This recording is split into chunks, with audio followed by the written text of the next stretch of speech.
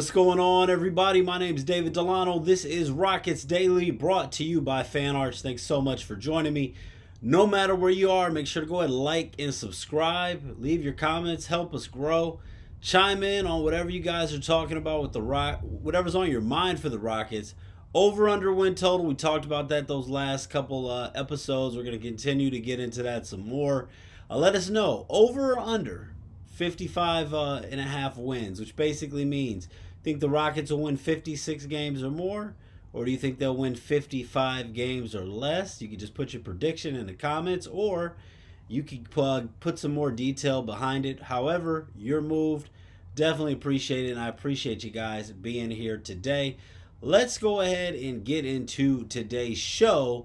We're going to talk about Dante, no longer a member of the Houston Rockets, restricted free agent, and the Atlanta Hawks went ahead and made a move, offered him a 2-year deal for $4.5 million, and the Rockets decided not to match that right now. The Rockets, full roster right now, Rockets are $1.3 million below the hard cap at the first apron, so decided not to match that offer for Dante. Dante, someone has a lot of potential, but can't blame the Rockets for not matching the offer, and I think that it was the right decision. Before the offseason started, I didn't think that Clint Capella was going to be coming back to Houston. And there were some questions about whether or not, and we're talking about before free agency started, right? We all know now. But there were some questions after the postseason, as well as Steven Adams played, had a limited role at times, a little bit matchup dependent with his involvement, as far as if Steven Adams would be back or not. And the fact that Steven Adams is back, the fact that Clint Capella is now back, after a stint with the Atlanta Hawks, really not a lot of space for Dante. And you look at a 2-year deal here, 23 years old, a guy who spent quite a bit of time in college, but was a 5-star recruit out of high school. But when you look at a 2-year deal, and now 3 centers, that being a position of depth for this team, having a 4th center, not really, that's a bit of a project. Not really a priority. Wasn't going to see him really play too much in the next 2 seasons unless something went unaccording to plan in a negative way. So definitely wish him the best. Had some glimpses during the summer league. Committed a lot of fouls in games. Had showed some good. Had some bad moments. Got off to that last summer league game that he played. Got off to a hot start and then left the court with an injury. So it's going to be interesting to see what he does for the Atlanta Hawks. Like I said, wish him the best, except for when he's going up against the Rockets. But Dante is someone that just no longer fit. Atlanta Hawks made that offer. Shout out to him. Should get a lot more playing time to be able to see what he's going to be able to do, but no longer a place for him in Houston. So Dante, so we talked about in the past, no longer a Houston Rocket. And as we're going to go ahead and look at this record, I talked about my over-under win total for the Rockets. And just for those of you who didn't see it, I'm not trying to sound like a hater, but I said I see about 53, 54 wins. So I've said technically under 55 and a half. But what I really want to look at here is the first 16 games of the season, which are pretty interesting to me as we're looking at some of the biggest moments to highlight as we start things off. So a couple things to point out about these first 16 games for the Houston Rockets. 9 of these games are going to be on the road. Only 7 are going to be at home. And I kind of just going through here, we'll break this down as far as what do you think the Rockets' record will be for the first 16 games. And opening up the season at Oklahoma City. Going to be a difficult task on October 21st. Then a home opener, which the Rockets are going to be favored in. The Rockets should win, but far from a guarantee. Playing the Detroit Pistons in the home opener on the 24th. I mentioned I don't think that the schedule makers, they put Detroit in a bit of a tough spot to start the season. So I think this is with this being the home opener for the Rockets, the excitement that's going to be there. That first game with Kevin Durant in uniform, and the Rockets having a little bit more rest. Pistons coming off of a road game against the Bulls, and then having a very, very tough home stretch coming up. It's a game that the Rockets should win. Look at the Brooklyn Nets at home. Obviously, a game that the Rockets should win. Man, Michael Porter Jr. is a new man over there in Brooklyn. We'll see what happens at Toronto, at Boston. Games that the Rockets should win, but you never want to count the Celtics out. Toronto, a team that's going to be tough. Then you got a home game against Dallas, and going at Memphis. Now here's where the schedule starts to get a little bit interesting. I'm actually going to say the part that really sticks out to me the most at the end of those 16 games. You got a home game against Dallas, going at Memphis. Always a tough place to play. Then at San Antonio, now it's part of the NBA Cup. At Milwaukee. Then you've got the Cam Whitmore revenge game in Houston on November 12th. Portland, now that's an NBA Cup game at home. Rockets should win that, but the Blazers should be tough. But this stretch here is going to be a little bit interesting at the end of the 16 games. So after Washington at home, game you should win, but still at home against Washington, then an NBA Cup game against Portland. Then you got a home game against the Orlando Magic, who I think are going to be a very, very good team this season. You play Orlando in Houston, then you go on the road at Cleveland. Have a few days off there. You play Orlando on a Sunday, then go and play Cleveland on a Wednesday. But that's going to be tough, seeing that you go at Cleveland, a day off, and then home against Denver. Then at Phoenix, which is going to be a very emotional game for a lot of different reasons. Maybe not as emotional for Jalen Green as when he comes back to Houston, but still you got Jalen Green over there. You got Kevin Durant going back. It's going to be a game that the Phoenix Suns are going to want to win. And then you go at Golden State. So I think that this little stretch here between November 16th to the 26th with Orlando at home, then Cleveland at Cleveland, then Denver at home, then at Phoenix. And even with that those home games, it's you're Orlando at home, Cleveland on the road, Denver at home, Phoenix on the road, and then at Golden State. And it just is what it is. We know that is a tough place to play. And then at the end of that, you got back-to-back road games against the Utah Jazz in Utah, ending out the month. And we'll see. Those are games obviously the Rockets should win, but after that stretch where you got even if we're even going up further, one thing I guess that kind of even worries me, and I know we're getting way ahead, but even with that road trip to Utah, could be a split. Do the Rockets sweep it? You think, obviously talent wise, these are some of the things you look at when you start to think about how many games will the Rockets win. Because you think, obviously, excitement to start the season. We got some games early on, like I said. Toronto, Brooklyn.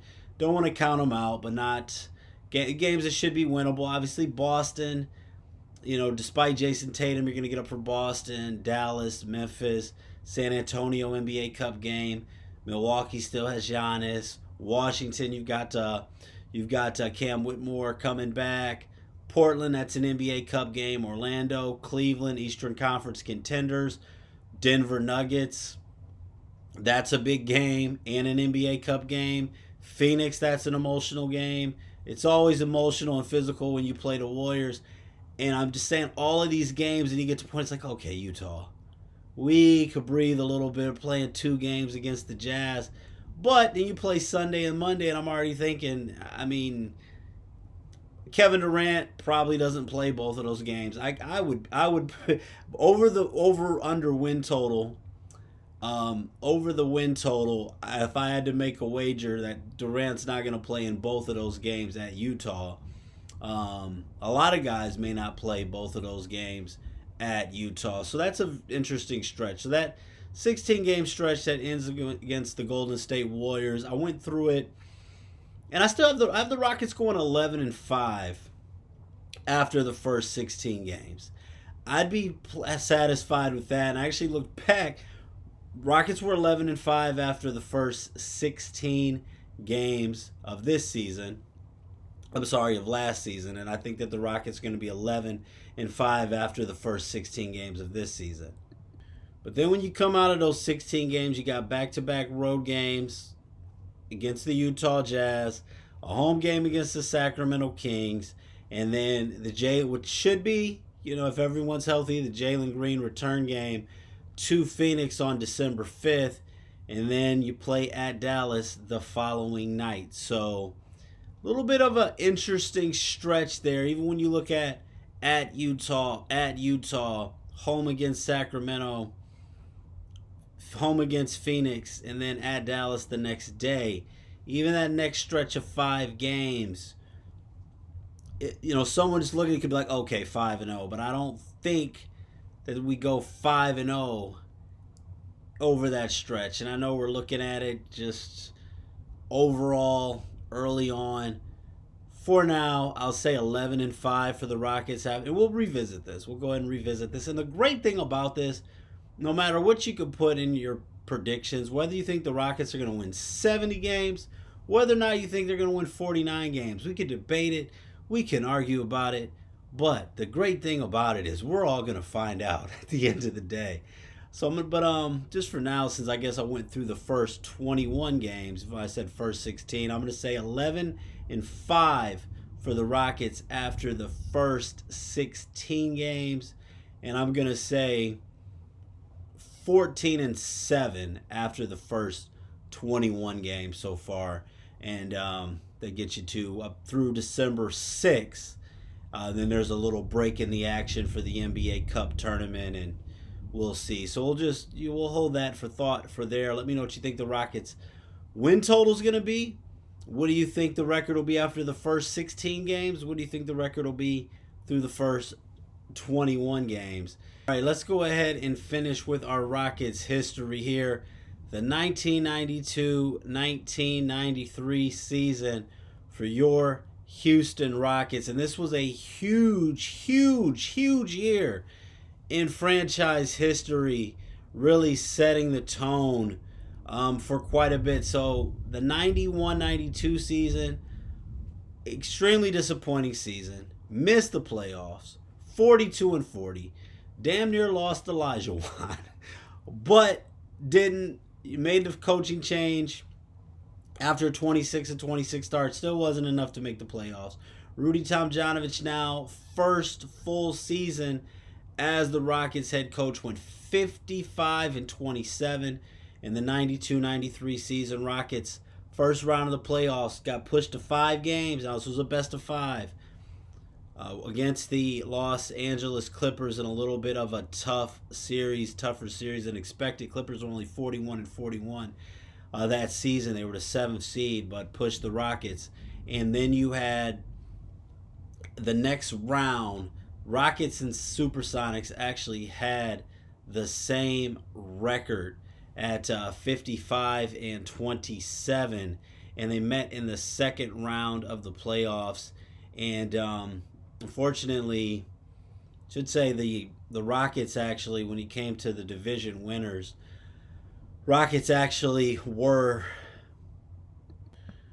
Now, one thing that I'm really enjoying about this history, more so than I even thought, I'm learning a lot. And one big thing that I learned about this, and I wonder who knew this, and this really kind of threw me off, and sorry for the pause here, but the Rockets were listed as the 2nd seed. Seattle and Houston had the same record during the regular season, 55-27. Rockets were the 2nd seed. They're listed at the 2nd seed. Seattle's listed as the 3rd seed. But they met in the second round, and Seattle had home court advantage. And why is home court advantage important? Well, it's always important, but the road team didn't win a game in this series. So Seattle won 4 games in Seattle, including Game 7 by 3 points. The Rockets won 3 games in Houston. So I'm looking at this and I'm like, if the Rockets are listed as the 2 seed, and I'm going back to 93, guys. So if the Rockets were listed as the 2 seed and Seattle was listed as the 3 seed, why did Seattle have home court? And I was digging, and the only thing I really came across with it said, even though Houston was the number 2 seed, because both teams had identical records, Seattle had the tiebreaker. If I'm thinking of Seattle had the tiebreaker, shouldn't they have just been the 2nd seed to begin with? But I guess when they played head-to-head, Seattle was awarded home court advantage because even though the playoff series were determined by regular season records first, if the records are tied, then they go to the head-to-head record according to the tiebreaker rules. So the Rockets were only 1-3 against Seattle that season, so that's why it happened that way. Still a little bit confusing. Still a little bit confusing to me, and maybe I'll address it a little bit more on tomorrow's show, because I guess sometimes one thing about me, sometimes I get caught up on little details more than I should, which can be a pro and a con, but I'm definitely going to look at that a little bit more. I get it. I completely get the tiebreaker rules. I understand how that works. I guess my biggest thing was just the fact of why was Houston named as the number 2 seed in the first place, if that's the way it was going down. But point being, Seattle Supersonics beat the Rockets in 7 games. Seattle Supersonics would go on to lose to the Phoenix Suns, who would ultimately go on and lose to the Chicago Bulls, who would win their 3rd straight championship, and Michael Jordan would retire in the offseason for the first time. And tomorrow we can talk about the 93-94 Rockets season. A couple things to talk about, though, on this one as well. This was a rookie season for Robert Horry. Solid season for Horry as a rookie. In the 7-game series against the Supersonics, Horry averaged 13 points per game. Rockets were led by Elijah Wan, of course. Once again, Elijah Wan, Vernon Maxwell, Kenny Smith, Otis Thorpe, Robert Horry. Names that probably a little more familiar even to the younger Rockets fans. So anyway, we'll talk more about the history tomorrow. Let me know, though. I want to know those predictions. Over, under, 55. And it doesn't really matter. I could care less about, ultimately, championship's the most important. Trying to be unbiased with these numbers, but over or under 55.5 wins. What do you think about the first 16 games? And farewell to Fally Dante. Thanks so much for watching Rockets Daily. My name is David Delano. Feel free to leave a comment, like this channel, help us grow, and help us get to at least over 1,000 by the regular season. So let's get there. God bless and be safe out there.